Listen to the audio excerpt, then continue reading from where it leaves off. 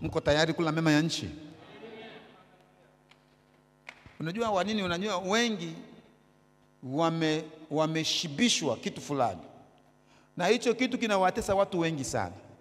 Wanafikiri kula mema ya nchi kama sio Ukristo, ni kama vile ni kama vile hawastahili, sio haki yao. Na hii ndio moja nilishafundisha kwamba kuwa na mawazo, kuwa na kukosa ufahamu. Kukosa ufahamu kutakufanya uwe na mawazo potofu. Kukosa ufahamu. Kukosa ufahamu kutakufanya uwe mtumwa mahali ambapo usingestahili kuwa mtumwa. Uko huru kwenda mahali popote kwenye nchi, na kutembea wakati wote, mradi tu wana neno moja tu, usivunje sheria. Kwa hiyo mimi nataka niufundishe hili somo ili ujue haki zako na nijue haki zangu. Hebu sema amina. Amen. Hivi unajua hata kuna wazazi wamevikwa ujinga fulani na bado unafanya kazi wa ujinga, kwa sababu yeye aliteseka sana. Kwa hiyo bila sababu tu, kwa sababu walikuwa wanalala na njaa wakati wanalelewa, wakati mwingine tu wamelelewa kwenye mazingira magumu, anataka yahamisha yale mazingira magumu yaliyopita kule, anahisi kama ndio malezi mazuri kwa mtoto wake siku ya leo. Na anatamka kabisa, sisi tulikuwa tunalala na njaa, tulikuwa tunateseka, sasa chakula kipo jikoni. Unataka tu mtoto alale njaa kwa sababu leo na njaa? Ukumleta mtoto duniani ili ateseke. Ulimleta duniani ili afurahie mema ya Mungu. Sema amina.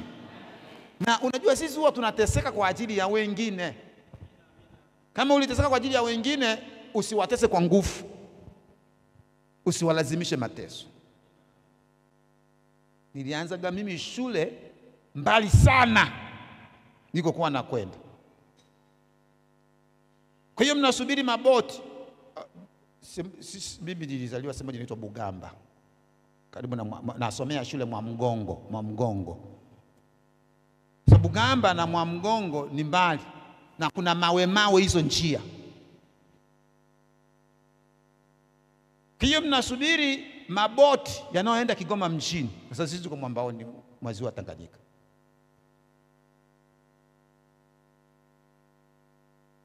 Kwa hiyo mnapanda maboti ya kuomba lift. Zamani maboti yalikuwa yatozi watoto wa shule nauli, usafiri karibuni wote. Na inakumbuka ikatokea hiyo, nikasoma wakati mwingine mnakosa hiyo lift ya boti, kwa hiyo natembea kwa miguu parefu.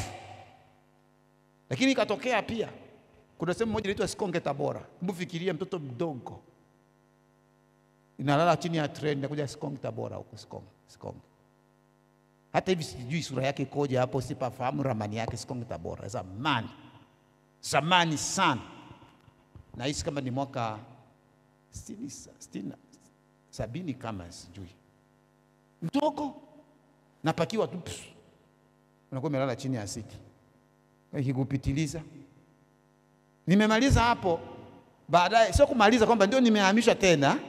Nimerudi Kigoma, tukahamishwa operation mwaka 73. Mimi niko darasa karibu la 2 la 3 kama sijakosea. Nikaenda kwenye kijiji ambacho kita shule haijao hata na darasa ndio imeanza darasa la kwanza. Umeshafika darasa la 3 tena unaanza upya. Unaona jinsi tulivyosoma. Kwa hiyo namaliza darasa la 7 una ndevu. Halo. Sasa ili tule mema ya nchi ndio tunachojifunza. Tushaanza kujifunza hizo hatua zote, tukafika hatua namba 3. Tukafika hatua namba 3, tunasema kwamba kukosa utii kwa Mungu ni sababu mojawapo inayosababisha tusile mema ya nchi. Na leo nina neno la mkazo na kwenda nikupeleke kwenye kilindi. Yesu akasema tupeni nyavu wapi? Kilindini. Hebu mwambie mwenzako twende kilindini sasa.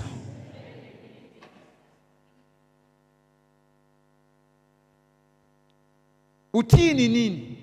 Inasema hivi, utii ni kutii maagizo uliopewa na kufanya sawasawa na maelekezo yote. Unapewa agizo na unafanya kama ulivyoelekezwa. Utii ni nini? Utii ni kusikiliza maagizo na kuyaelewa, kisha ukayafanya sawasawa na ulivyoelekezwa. Utii ni nini? Utii ni kushika, kwa Biblia sasa, ni kushika amri za Mungu kama zilivyo bila kuzioji. Yesu akasema, mkinipenda mtazishika amri zangu. Ndio utii. Utii ni nini? Tunazungumzia kuhusu utii. Kwa hiyo moja ya kanuni inayotupelekea sisi tupate kula mema ya nchi ni utii. Utii kwa Mungu wetu, utii kwa maagizo ya Mungu, utii kwa kila ambacho Mungu amekielekeza. Sasa watu wanataka wale mema ya nchi, lakini wanashindwa kutii maelekezo, wanashindwa kutii maagizo. Haitakaa itokee. Haitakaa itokee. Na nitakufundisha, najua mchungaji aliyekuja kufundisha aina mbili ya madhabahu amekuja kutuongezea kitu kingine kwa pamoja. Bwana Yesu asifiwe. Leo nataka nikuambie moja ya eneo kubwa ambalo lingewafanya watu wale mema ya nchi na ambalo Wakristo wangefurahia sana mambo makubwa ambayo Mungu amewakusudia, na eneo hilo limewashinda Wakristo wengi, ni kwenye eneo la zaka. Washirika wa madhabahu ya giza, kwa sababu tuliambiwa madhabahu mbili, madhabahu ya giza na madhabahu ya nuru, si ndio eti? Washirika wa madhabahu ya giza ni watii sana kwa Mungu wao,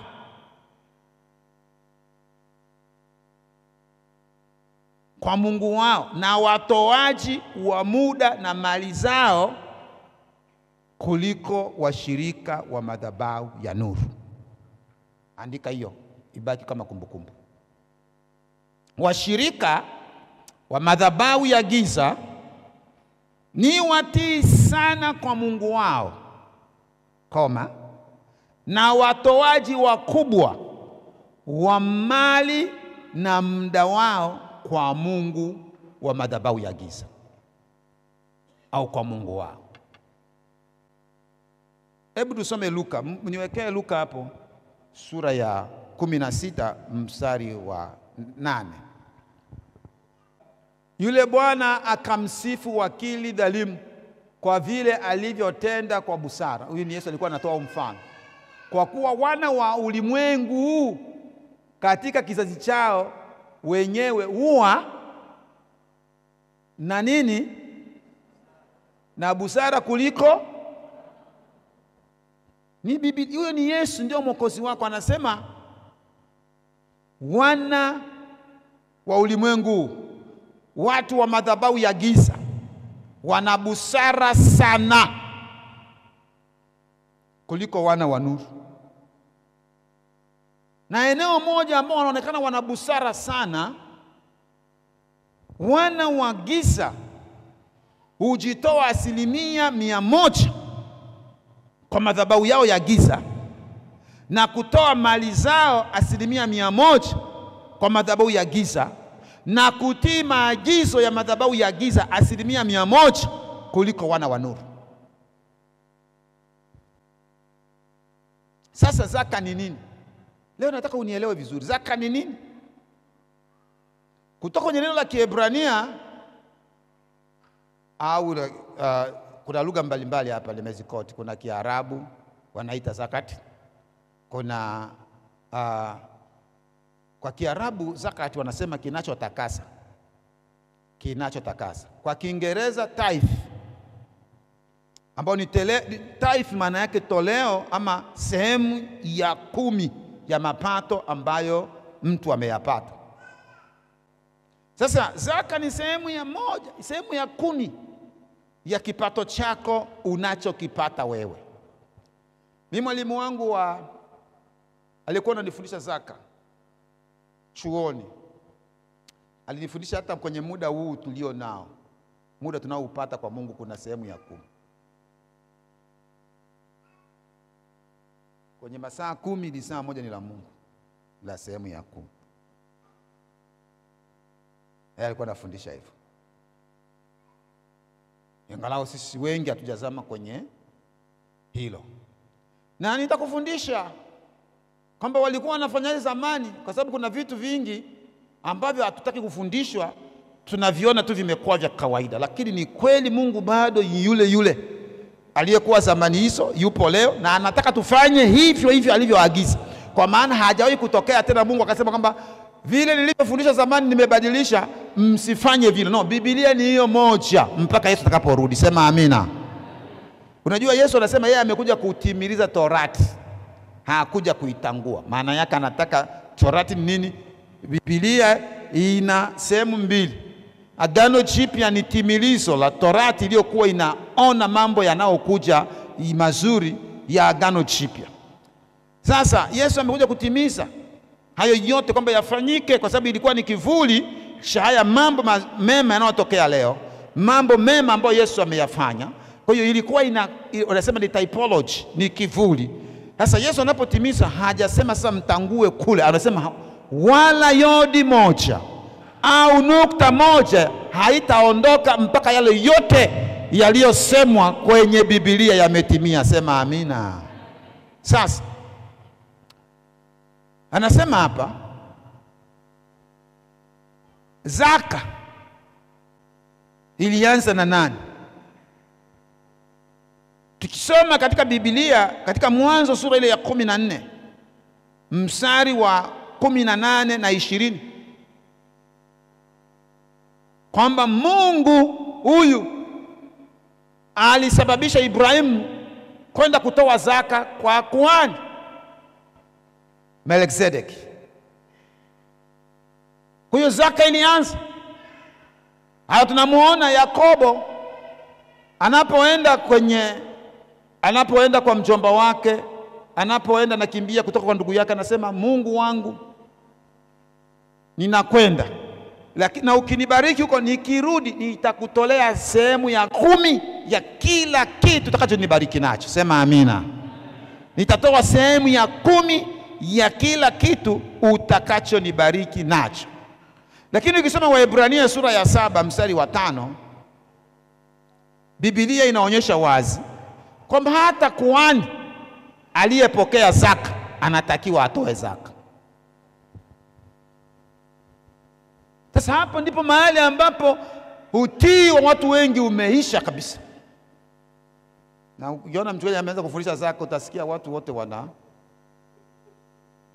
na leo ninakuja na sera mpya. Sikiliza, sera ninayokuja nayo ni mpya, sio mpya kwamba mimi ndio nimeanzisha. Tulikuwa na sera kwamba mke na mume wanaweza kutoa pamoja, ndio eti imekuja nayo mpya kwamba kuanzia wiki hii na kuendelea haitakuwa hivyo tena. Kila mtu anatoa zaka mwenyewe.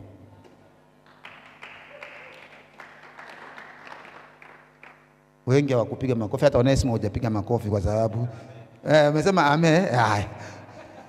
Usije kuona wewe umeingia kwenye nani. Unajua hata sisi, mimi na mke wangu tulikuwa tunatoa pamoja kwenye makao makuu, na sisi ni waaminifu sana. Dada Ruth ni shahidi, katibu ni shahidi, na wazee wa kanisa wanaofahamu. Sisi tunatoa zaka kwa uaminifu kwa kadiri Mungu anavyotujalia. Lakini makao makuu wamesema hapana, kila mtu atoe vya kwake peke yake. Kwa hiyo kila mtu amepewa control number ya kwake. Kwa hiyo mimi na mke wangu hatoi tena pamoja, na wewe hautatoa pamoja na mume wako. Kwa sababu sikiliza, hii ni jambo la kiroho. Nataka kila mtu apone vya kwake peke yake. Unaweza kujificha kupitia mume wako, kujificha kupitia mke wako. Mchungaji atakusaidiaje? Si bora mchungaji aje akusaidie kwamba utoi, aone kwamba utoi. Amen. Amen. Jambo la kiroho mbinguni hatuendi kikundi, tunaenda mtu mmoja mmoja vya kwake. Sasa Biblia inaongelea sana kuhusu zaka. Utii ndio moja ya kanuni au ufunguo utakaosababisha tule mema ya nchi. Na mimi nayapenda, natamani nile mema ya nchi. Wapendwa, hatujala mema ya nchi. Tutala mema ya nchi.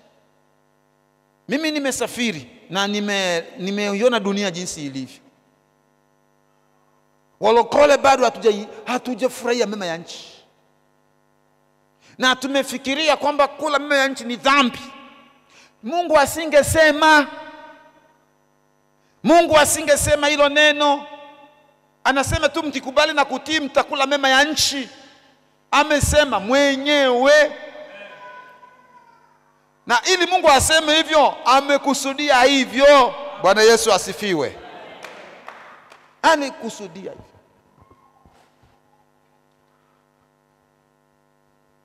Mwezi wa kwanza tulienda likizo.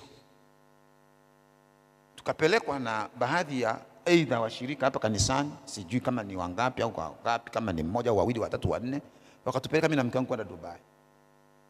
Kule tumeenda kukuta kuna watu wengi wanatoka sehemu mbalimbali, mtu anakuja na familia yake. Familia. Watoto, wajukuu. Unauliza huyu mtu ana hela za namna gani? Maisha ya hii hoteli pale ni gali mno. Gali mno. Ukichukua taxi kuzunguka nayo, hela nyingi, unalipa hela nyingi. Nilisema nilikula kiazi cha Mbeya. Kiazi cha Mbeya nikakoma, kiazi cha Mbeya. Na mguu wa kuku. Nikaagiza mniletee kwa ujeuri. Eti kiazi cha Mbeya kimepondwa na mguu wa kuku. $80. Karibuni 200 na kidogo. Wewe ulishasikia wapi? $200 kiazi cha hiki kiazi. Sio kama nilisema sinunui tena. Nilibidi niwe natoka naenda huko. Kwenda kuzunguka na wazunguka na mimi na wanaona tu nashuka na naingia na mifuko tu napanda tu kwenye elevator kwenye lifti, hawajui kimebeba nini nimepakia, ukumbe nimeenda kununua huko pale. Akasema aish. Lakini wengine wala hawajali, wanaletewa tu wanakula. Nasema jamaa ana hela za namna gani haya?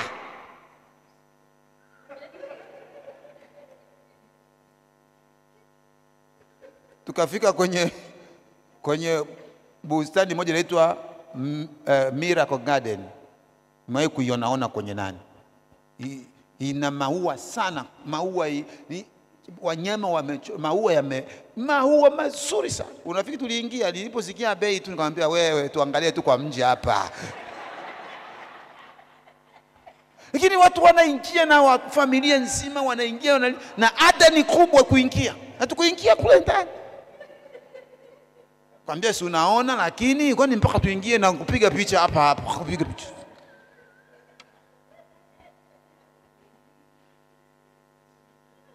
Sasa ndivyo Wakristo tunaishi, hayo ndio maisha yetu. Nafikiri kama ndio fashion ya maisha, wakati Mungu mwenyewe amesema lazima mle mema ya. Watakio siku moja tu washangae unahaga hapa, hamu umetoka sasa safari.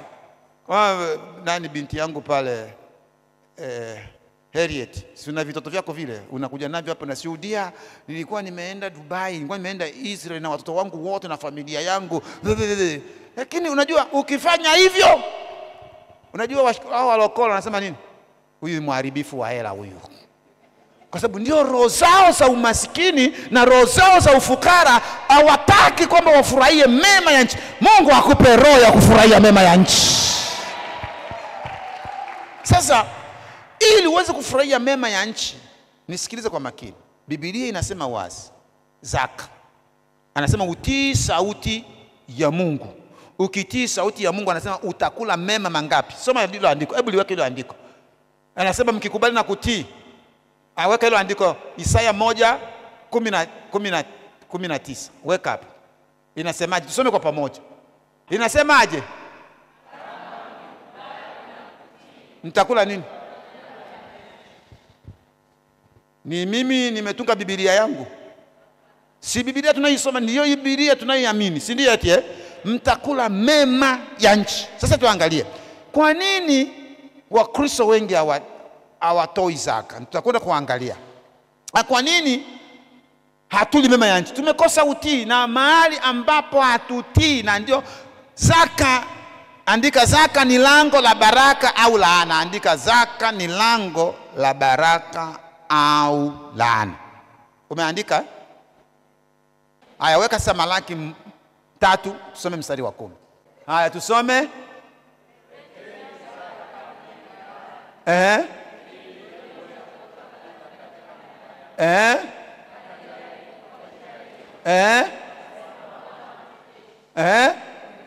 Kama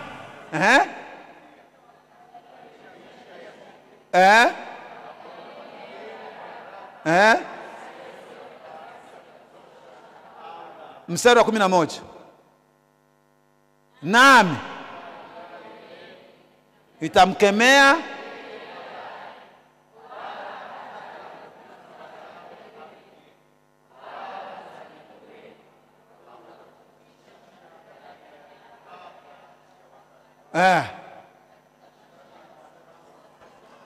sasa nisikilize. Ili andiko watu wanalisoma vibaya. Kwa nini nasema tunalisoma vibaya? Mungu anasema hivi, hajasema tafadhali niletee zaka, amesema leteni. Ni amri. Na ukisoma mistari nayo anza pale juu, kulianza ugomvi kati ya Mungu na watu wake. Ameona wamekuwa wezi, wamekuwa wakorofi, wanafanya vibaya. Akafika sasa akasema sikilizeni, sio nawaomba, anasema leteni zaka, sio nusu, anasema kamili. Na mnapoleta zaka, msipoleta, anasema mnijaribu kwa njia hii.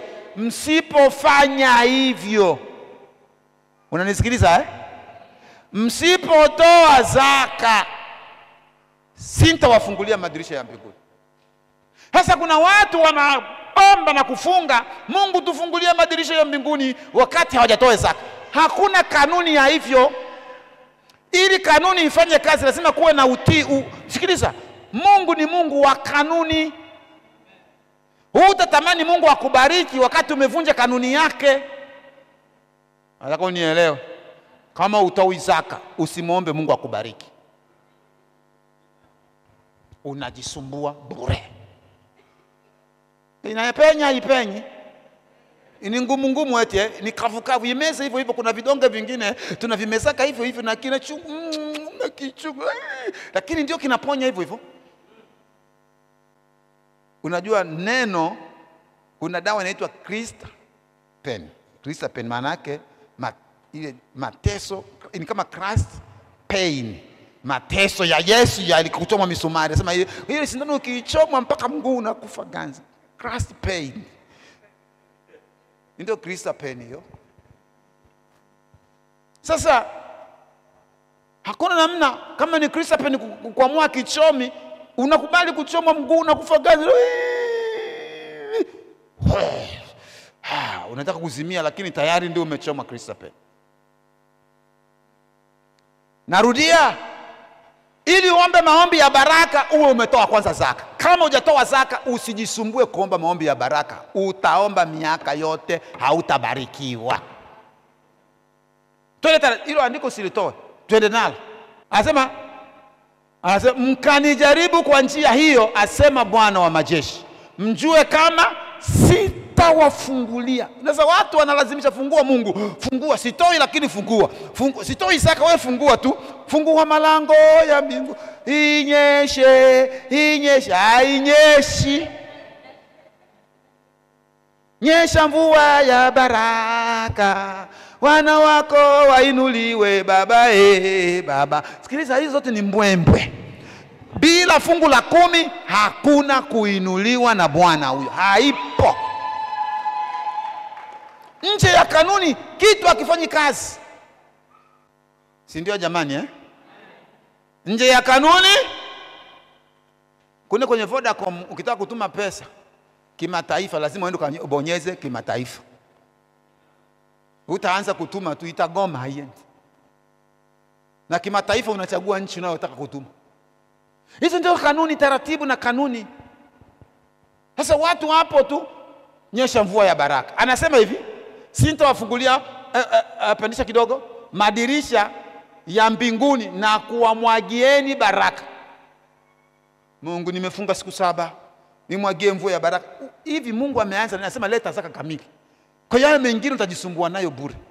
Sikiliza, zaka ni funguo. Mstari wa 11 anasema hivi, nami kwa ajili yenu nitakemea yeye alaye. Mungu hawezi kukemea anayekula kabla hujatoa zaka.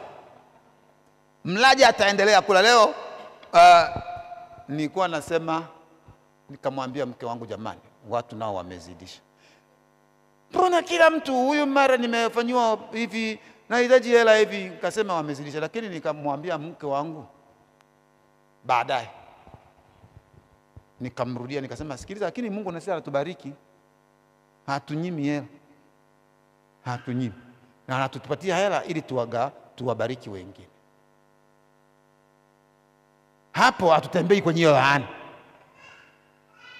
Lakini kuna anayekula kila ukipata kayala kako, tayari mambo yametokea.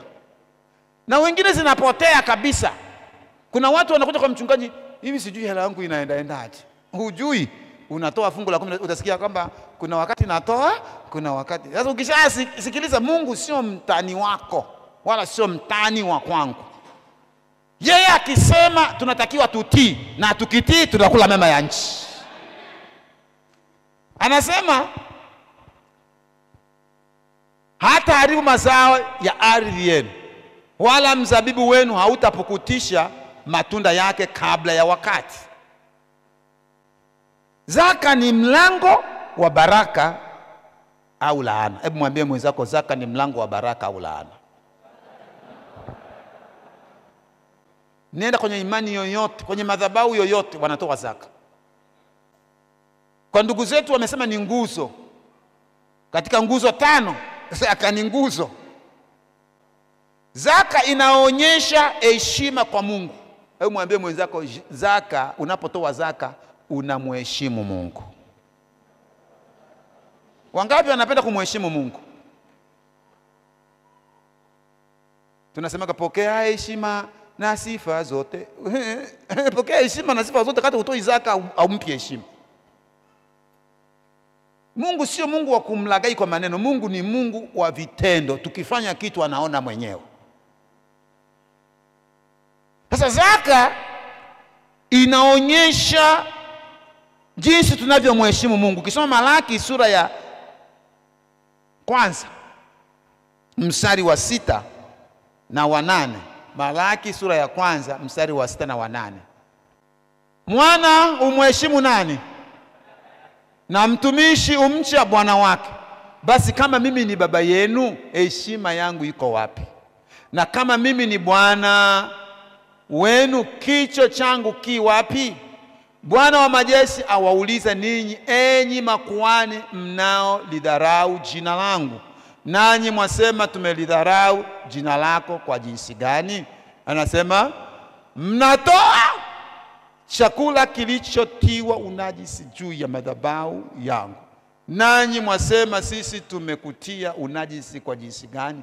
Kwa sababu mwasema meza ya Bwana ni kitu cha kudharauliwa. Tena mtoapo sadaka aliye kipofu si vibaya, na mtoapo sadaka walio vilema na wagonjwa si vibaya. Haya mtolee liwali wako, je, atakuwa radhi? Nisikiliza. Tulikuwa mtu mmoja alikuwa anatupatia ushuhuda. Akasema kwenye kanisa eti alishangaa alipofika kwenye hilo kanisa, anakuta mtu mzima ana ndevu, au mama mzima amefunga, amevaa kitenge vizuri, anaenda kutumbukiza 200. Sio kwamba hawana, lakini ni mtindo wa maisha 200. Akashangaa, hivi mimi pale kwetu URC sijaona hata watu wanatoa 200. Kumbe anaangaliaga watu wanavyotoa sadaka hapa. Imekuwaje nimeenda kukuta kanisa watu wanatoa 200 kanisani bado? Unajua kanisa tumefika mahali katika madhabahu ya Nuru utoaji wetu sio mzuri. Na moja ya eneo la lango kubwa ni kwenye utoaji, kama nilivyosema zaka ni lango la baraka kwa sababu naongelea zaka. Lakini inaweza kuwa lango la laana. Na Mungu akaanza kuongea na makuhani kwa sababu alikuwa anaongelea zaidi utoaji. Na akaanza kufikiria kwenye kuhitimisha kwa akaongelea utoaji wa zaka. Ukisoma hilo andiko la Malaki, anakwenda kumalizia kwenye sura ya 3 anaongelea sana kuhusu utoaji wa zaka. Akasema ninyi mmekuwa na tabia mbaya. Mpaka mmefika mahali mnanitolea vilema. Ndio maana ile mstari wa 10 anasema sura ya 3, leteni zaka kamili.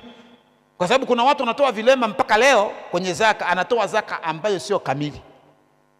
Ili tu ijulikane kwa mhasibu wa kanisa na wazee wa kanisa au kwa wachungaji kwamba nimetoa zaka. Hapana, usitoe kilema. Unatoa vipofu. Kipofu ni kitu ambacho maana yake na Biblia inasema hapa ni vitu sadaka ambayo huwezi kufanya chochote. Kabisa. Haiwezi kufanya chochote. Na watu wana ujasiri. Sasa akasema mfano, Biblia inasema hivi, upeleke hiyo kwa liwali. Unafahamu liwali? Diwani wako au kiongozi wako mkuu wa serikali. Umpeleke hiyo unataka kupeleka kwangu mimi. Umpelekee siku moja kambuzi kako anataka kufa, mpeleke, unaenda nako kwa mkuu wa mkoa. Mkuu wa mkoa, nimekuletea zawadi hii hapa, mpe. Akikubali, Biblia inasema akikubali sasa ndio utoe kanisani. Kwa Mungu tumeona kama ni kitu kawaida. Lakini kuambia kwa madhabahu ya shetani hakuna anayetoa kwa mchezo. Nikwambie ukweli, hakuna anayetoa kwa mchezo. Taniuliza na wewe uliwahi kwenda huko? Tuna shuhuda, tunazo shuhuda, tunaza kila siku. Hakuna anayetoa kwa mzaa. Watu wanakuwa ni waaminifu na wako makini sana kwa bidii kutoa kwenye hizo madhabahu. Sasa zaka inaonyesha heshima kwa Mungu.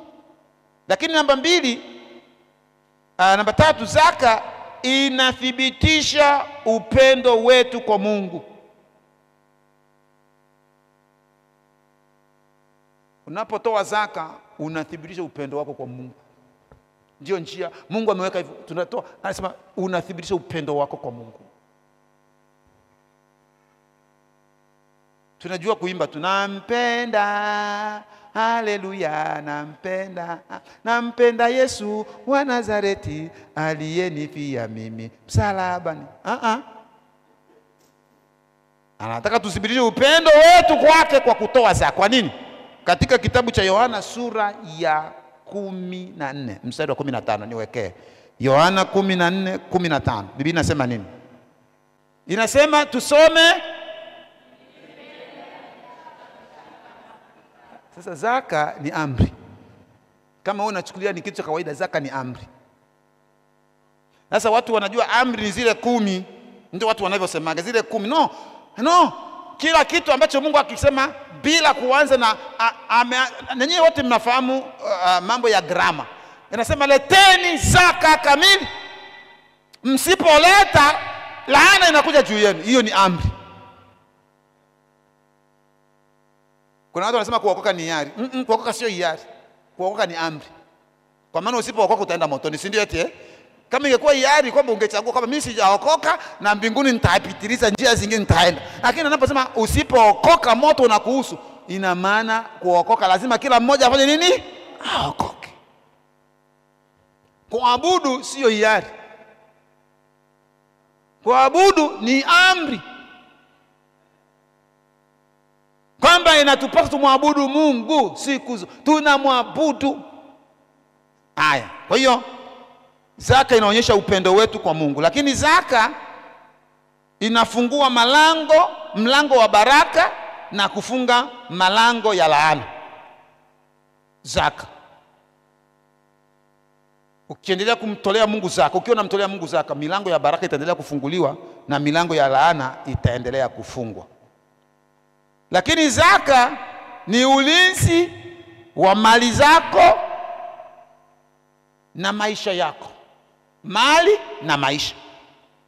Tusome Hagai 1. Uniwekea Hagai 1 sura ya kwanza, ile Hagai 1 mstari wa 5 na wa 14. Tutasoma kwa pamoja. Zaka ni ulinzi wa mali yako, ulinzi wa maisha yako kabisa. Ni hirizi, kwa neno la kueleweka la Kiswahili, ni hirizi lako.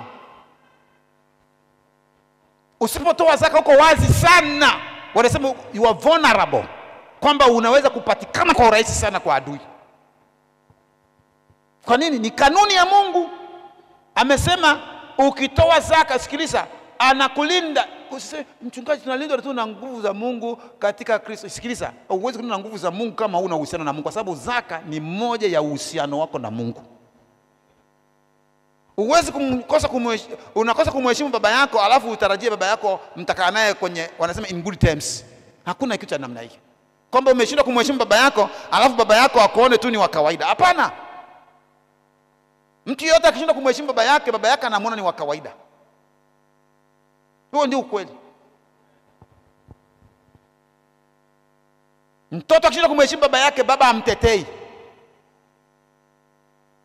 Kisha kwanza baba anachokifanya ni kumsusa kwa aina fulani. Ndivyo ilivyo Mungu. Mungu zaka ni heshima, unamheshimu Mungu. Sasa umeshindwa kumheshimu, anasema kicho changu kiko wapi? Heshima yangu iko wapi? Kwa sababu mtu asipotoa zaka kwenye madhabahu ya Mungu, utoa kwenye madhabahu nyingine bila kujua. Na hicho ndicho Mungu hapendi, kwamba mimi nimesema, nimeweka hii kanuni, watu waniheshimu, wanitii, waniletee zaka kwenye madhabahu yangu. Sasa watoi, na maana kwamba wanapeleka kwenye madhabahu zingine. Hagai 1:5-14 tusome. Basi sasa, 1, 2, 3.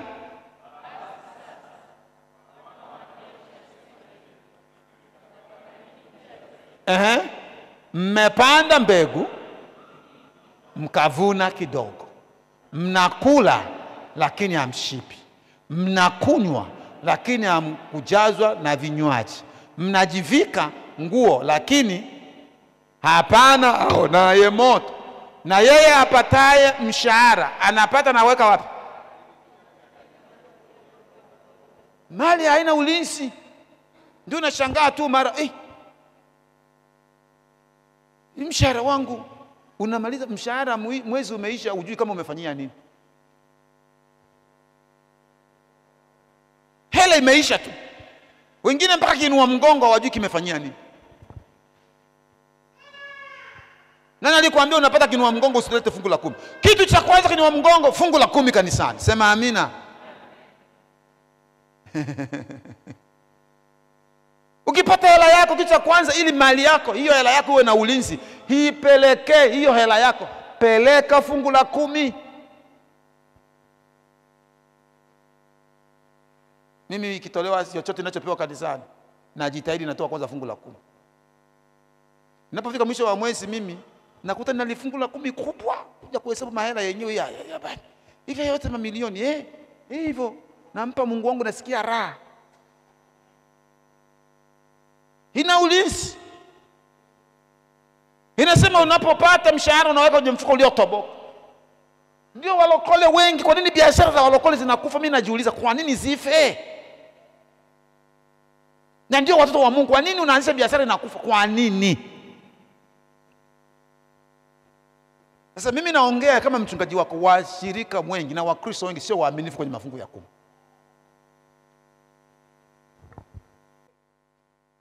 Hagai inaendelea mpaka ukisoma mpaka mstari wa 14, ngoja nikatize. Lakini zaka ni ibada kwa Mungu. Israeli walifanya tangia Israeli walipoanza na Mungu. Ukisoma kwenye mambo ya Walawi, ukisoma Kumbukumbu la Torati, ilikuwa ni ibada kutoa zaka. Watu walikuwa lazima, kwa sababu ni kumwambia Mungu, mimi na ibada na wewe. Kwa hiyo zaka ilionyesha ibada. Mtu hakuabudu mwizi wa zaka, hakumwabudu Mungu, lakini ukitoa zaka mtu alimwabudu Mungu wake. Bwana Yesu asifiwe. Lakini zaka, kwa nini tunatoa zaka? Zaka ni vitu vitakatifu.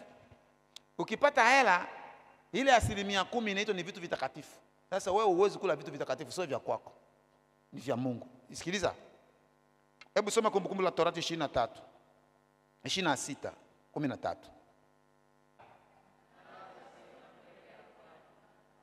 Mungu wako, vitu vilivyo vitakatifu nimeviondoa katika nyumba yangu, nami nimewapa Mlawi na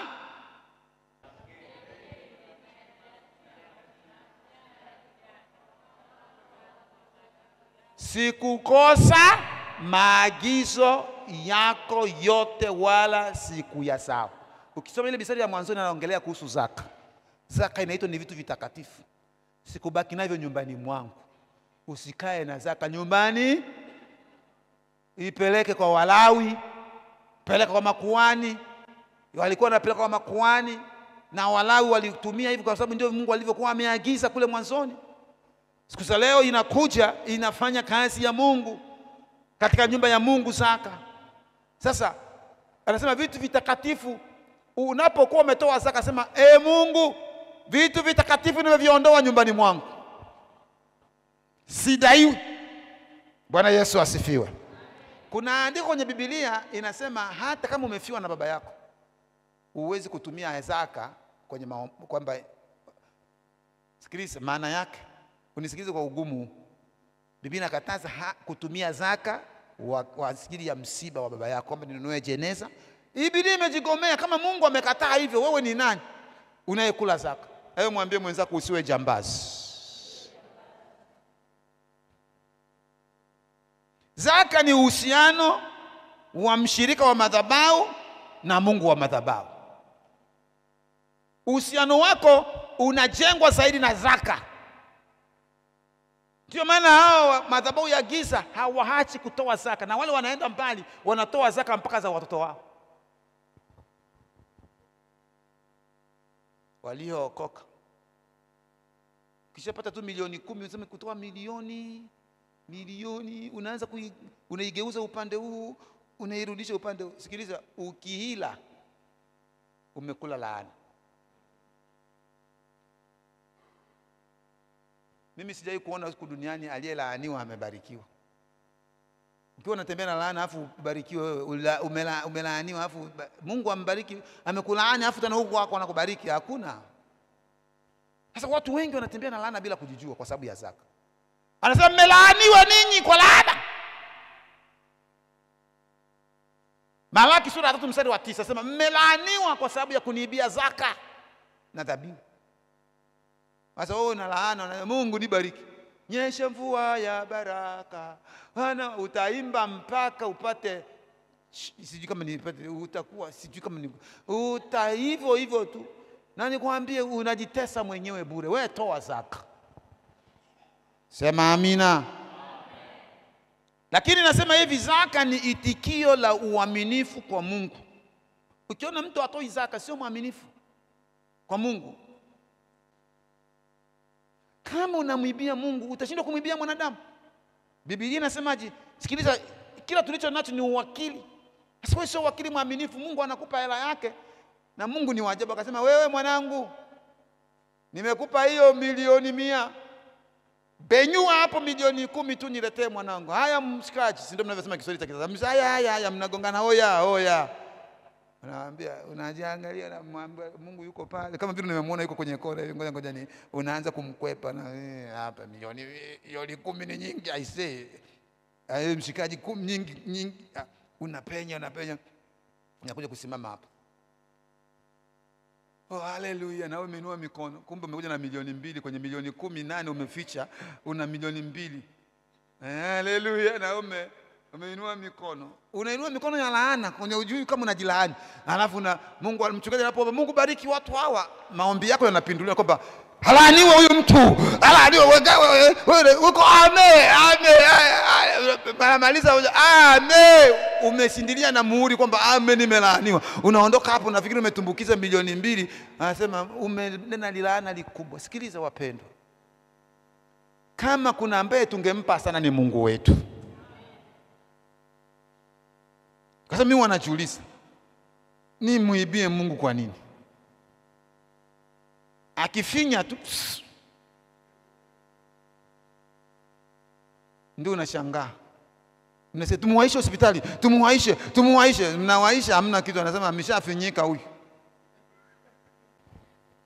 Kama tu afu uzuri ni kwamba yeye ametuahidi kwamba tukitoa kwa uaminifu anatubariki.